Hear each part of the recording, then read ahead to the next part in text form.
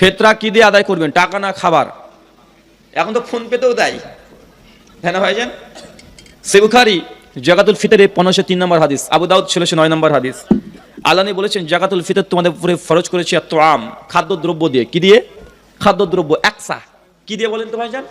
একসা খাদ্যদ্রব্য দিয়ে জাকাতুল ফিতরকে ফরজ করা হয়েছে। হুজুর এখন খাদ্য না দিয়ে আমরা টাকা দিই, আছে না নাই? টাকা দিই। তো ভাই আল্লাহ নবীর জামানায় কি টাকা ছিল না? কথা বলেন। সহিহ বুখারী 2262 নম্বর হাদিস, আল্লাহ নবী বলছেন পৃথিবীতে এমন কোন নবী রাসূল আসেনি যে ছাগল চড়ায়নি। প্রত্যেক নবী রাসূল ছাগল চড়িয়েছে। স্যার বলছে ইয়া রাসূলুল্লাহ আপনিও? বলছে জি আমিও। বলছে আমি কুরাইশদের ছাগল চড়াতাম এক কিরাত অর্থের বিনিময়। এর কিরাত মানে দিনার দিরহামের চাইতে ছোট ছোট মুদ্রা হচ্ছে কিরাত। ইমাম হযরত আসকালানী ফাতুল বারীর মধ্যে তিনি এই কথা বলেছেন, কিরাত এটা হচ্ছে দিনার দিরহাম এর চাইতে ছোট মুদ্রা। কথা বুঝতে পারছেন? তারপরে বোঝা গেল আল্লাহ নবীর জামানাতে দিনার চলতো, দিরহাম চলতো, কিরাত চলতো, আর অনেক মুদ্রা ছোট ছোট ছিল। তারপরেও নবী বা সাহাবী থেকে প্রমাণ পাওয়া যায় না যে টাকা দিয়ে অর্থ দিয়ে কেউ ফিতরা আদায় করেছে। কোনো প্রমাণ পাওয়া যায় না, একটাও নাই। নবী থেকে তো কোনো জাল হাদিসও নাই, সাহাবী থেকে কোনো জাল রিওয়ায়াতও প্রমাণিত নাই। তাবেঈনের আমল থেকে কিছু পাওয়া যায়, কিছু অংশ পাওয়া যায়।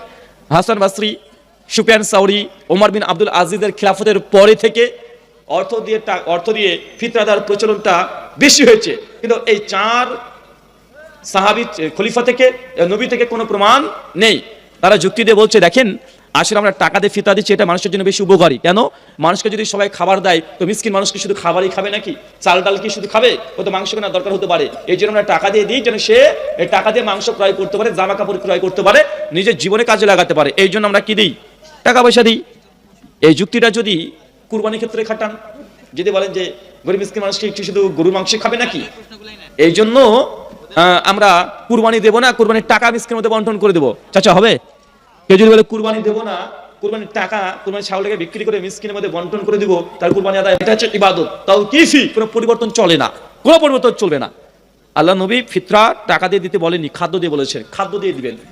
আল্লাহ নবী কুরবানির ছাগল, দুম্বা, গরু, প্রাণী দিয়ে দিতে বলেছে, এটা দিয়ে দিবেন। এখানে টাকা দিলে কুরবানি হবে না।